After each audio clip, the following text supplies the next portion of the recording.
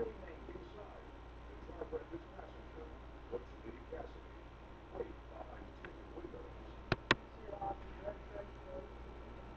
A suspicious driver takes the driver's license, then backs away, keeping his eye on them. He waits for help to arrive before returning to the vehicle. It's a smart move.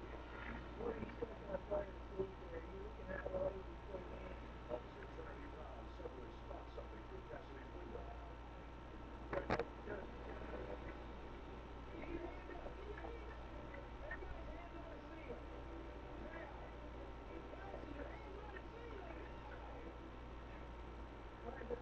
Why releases a scarred wound.